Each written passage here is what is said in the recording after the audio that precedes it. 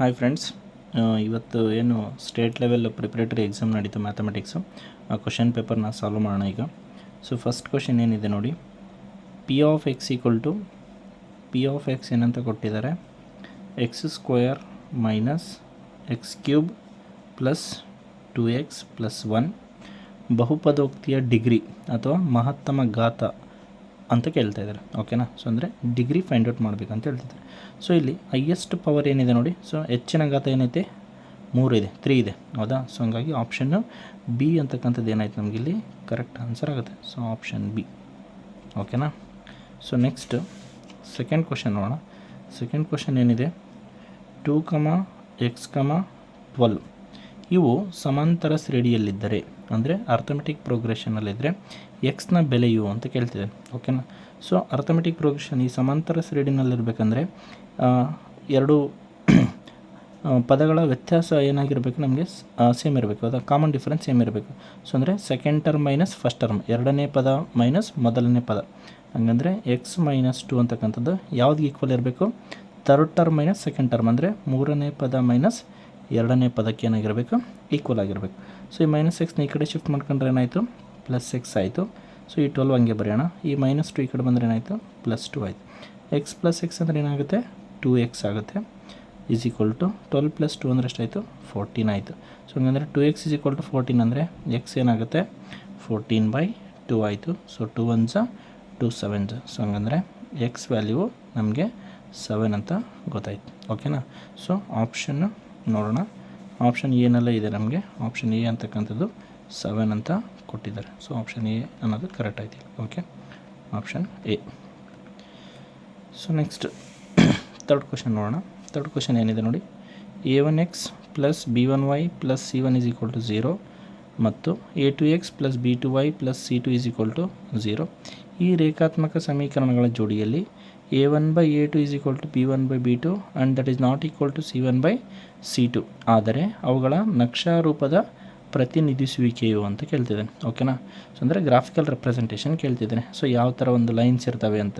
So ಈ third condition ಇದು ನಮಗೆ, a1/a2 is equal to b1/b2 is not equal to c1/c2. So ಅಂದರೆ ಎಂಥ ಲೈನ್ಸ್ ಅಂತ ಕರಿತೀವಿ, ಸಮಾಂತರ ರೇಖೆಗಳು, ಪ್ಯಾರಲ್ ಲೈನ್ಸ್ ಅಂತ ಕರಿತೀವಿ. ಸೊ ಆಪ್ಷನ್ ಸಿ ಅನ್ನೋದು ನಮಗೆ ಕರೆಕ್ಟ್ ಆಗುತ್ತೆ. ಓಕೆನಾ? ಆಪ್ಷನ್ ಸಿ, ಸಮಾಂತರ ರೇಖೆಗಳು ಅಂತೀವಿ, ಸಮಾಂತರ ರೇಖೆಗಳು, ಅಥವಾ ಇಂಗ್ಲೀಷಲ್ಲಿ ಏನಂತ ಕರಿತೀವಿ, ಪ್ಯಾರಲಲ್ ಲೈನ್ಸ್ ಅಂತ ಕರಿತೀವಿ, ಪ್ಯಾರಲಲ್ ಲೈನ್ಸ್. ಓಕೆನಾ?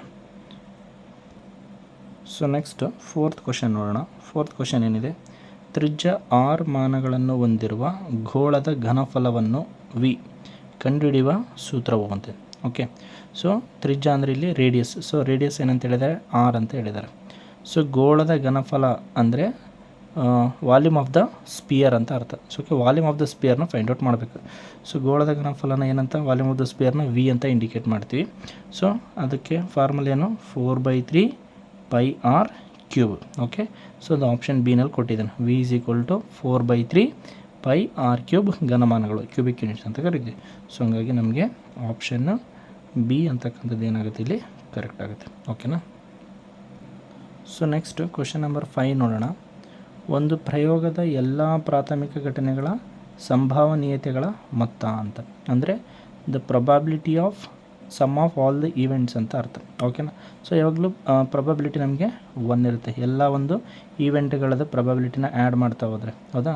ಸೊ ಅಂದರೆ ಒಂದು ಪ್ರಯೋಗದ ಎಲ್ಲ ಪ್ರಾಥಮಿಕ ಘಟನೆಗಳ ಸಂಭವನೀಯತೆಗಳ ಮೊತ್ತ. ಓಕೆ, ಸೊ ಯಾವಾಗಲೂ ಏನಾಗಿರುತ್ತೆ, ಅದು 1 ಆಗಿರುತ್ತೆ. ಸೊ ನಮಗೆ ಆಪ್ಷನ್ನು ಡಿ ಅಂತಕ್ಕಂಥದ್ದು ಏನಾಗುತ್ತೆ ಇಲ್ಲಿ, ಆಪ್ಷನ್ನು ಡಿ ಅನ್ನೋದು ಕರೆಕ್ಟ್ ಆಗುತ್ತೆ. ಓಕೆನಾ? ಸೊ ನೆಕ್ಸ್ಟ್ ಕ್ವಶನ್ ನಂಬರ್ 6 ನೋಡೋಣ. ಸೊ ಕ್ವಶನ್ ನಂಬರ್ 6 ನೋಡಿ ಏನಿದೆ ಇಲ್ಲಿ, x² + 4x + 4 = 0 ಈ ವರ್ಗ ಸಮೀಕರಣದ ಶೋಧಕದ ಬೆಲೆ. ಶೋಧಕ ಅಂದರೆ that is nothing but discriminant ಅಂತ ಅರ್ಥ. ಓಕೆನಾ? ಸೊ ಫಸ್ಟು ಆ ಒಂದು ಈಕ್ವೇಷನ್ ಬರೆಯೋಣ. ಏನಿದೆ, x² + 4x + 4 = 0 ಅಂತ ಹೇಳಿದ್ದಾರೆ. ಓಕೆನಾ? ಸೊ ಡಿಸ್ಕ್ರಿಮಿನೆಂಟ್, ಸೊ ಒಂದು ಶೋಧಕ ನಾವು ಹೆಂಗೆ ಬರಿತೀವಿ, delta is equal to b² - 4ac ಅಂತ ಬರಿತೀವಿ. ಓಕೆನಾ. ಸೊ ಇದು ಒಂದು ಸ್ಟ್ಯಾಂಡರ್ಡ್ ಫಾರ್ಮ್ ಜೊತೆ ಕಂಪೇರ್ ಮಾಡೋದಾದರೆ ಸ್ಟ್ಯಾಂಡರ್ಡ್ ಫಾರ್ಮ್ ಏನಂತ ಬರಿತೀವಿ, ax² + bx + c = 0 ಆಗುತ್ತೆ. ಹೌದಾ. ಸೊ ಹಂಗಂದರೆ ಕಂಪೇರ್ ಮಾಡೋದಾದರೆ ಸೊ ಎ ವ್ಯಾಲ್ಯೂ ಏನಾಗುತ್ತೆ, ಇಲ್ಲಿ 1 ಆಗುತ್ತೆ. ಸೊ ನೆಕ್ಸ್ಟು ಬಿ ವ್ಯಾಲ್ಯೂ ಏನಾಗುತ್ತೆ, ಬಿ ವ್ಯಾಲ್ಯೂ 4 ಆಗುತ್ತೆ. ಸೊ ನೆಕ್ಸ್ಟ್ ಅದೇ ಥರ ಸಿ ವ್ಯಾಲ್ಯೂ ಕೂಡ ಏನಾಗುತ್ತೆ, 4 ಆಗುತ್ತೆ. ಓಕೆ. ಸೊ ಇದರಲ್ಲಿ ಸಬ್ಸ್ಟಿಟ್ಯೂಟ್ ಮಾಡೋಣ. ಬಿ ವ್ಯಾಲ್ಯೂ ಅಂದರೆ 4² -4 into A value 1, C value ಮತ್ತು 4 ಆಯಿತು. ಸೊ 4² ಅಂದರೆ 16 -4 4 ಏನಾಯಿತು 16. 16 - 16 ಅಂದರೆ 0. ಸೊ ಡೆಲ್ಟಾ ವ್ಯಾಲ್ಯೂ ಏನಾಗುತ್ತೆ 0 ಅಂತ ಆಯಿತು. ಓಕೆನಾ.